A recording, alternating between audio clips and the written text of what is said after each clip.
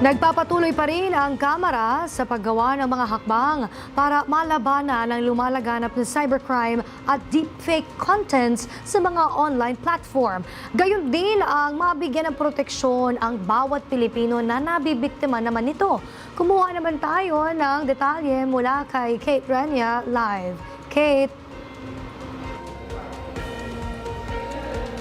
Princess, nais ng mga mambabatas na maamyendahan ang Republic Act No. 10175 o ang Cybercrime Prevention Act dahil anila hindi na ito angkop sa panahon ngayon, lalo na mayroong talamak na online scams at maling paggamit ng AI.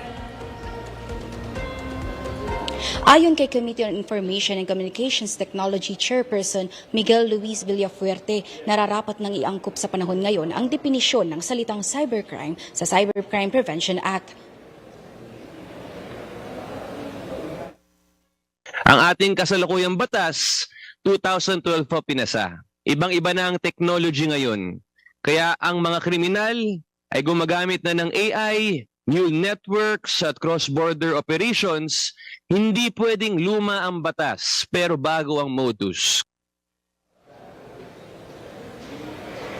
Anya, kinakailangan na malinaw na dapat ang saklaw nito at kasama na rin ang usapin hinggil sa mga deepfakes o yung mga content na ginagamit sa malisyosyong hangarin o para makapanlinlang ng tao. Malinaw din na dapat protektado ang ating mga karapatang konstitusyonal. Satire, parody, journalism, at artistic expression must remain protected. Hindi natin kinokontrol ang malayang pananalita. Ang nilalabanan natin ay panloloko, pananamantala gamit ang teknolohiya. Binigyang diin naman ni Assistant Majority Leader at bagong henerasyon Party List Representative Robert Nazal ang kalayaan sa malayang pagpapahayag ay hindi ginagamit para makapanloko ng kapwa. Hindi ito laban sa malayang pananalita. The bill expressly upholds the Bill of Rights and protects legitimate anonymity for whistleblowing and journalism.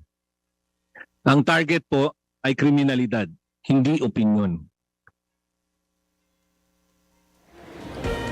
Ayon naman sa Department of Information and Communications Technology, isinusulong nila ang paggawa ng National Digital Forensic Task Force kung saan papayagan ng korte na tanggalin ang mga content na maaaring delikado sa individual at ma-preserve ang ilang digital evidence sa loob lamang ng 24 na oras. Ayon naman sa Cybercrime Investigation and Coordinating Center o CICC, target na nilang makapaglungsad ng National Anti-Scam laban sa mga online scam na kumakalat sa iba't ibang media platforms. Nagpupulong-pulong na rin ho kami, Mr. Chair, pertaining to a unified anti-scam center for the Philippines po. Because this was also been requested to us by the Interpol and the ASEAN as well, na magkaroon na po tayo ng anti-scam hub sa Pilipinas. Dahil ito na rin po ang nagawang aksyon ng ating mga neighbors. In fact, our counterparts from Singapore, from Malaysia, Indonesia, Hong Kong, and other parts of the ASEAN po has already established a National Anti-Scam Center. Princess, sa naganap na pagpupulong ng Committee on Information and Communications Technology, suhestyon ng mga ahensya na panatilihin ang pag-amyanda sa Cybercrime Prevention Act pero gawing separate bill ang usapin hinggil sa deepfakes dahil anila malawak ang sakop nito at kinakailangan ng malalim na usapin. Princess.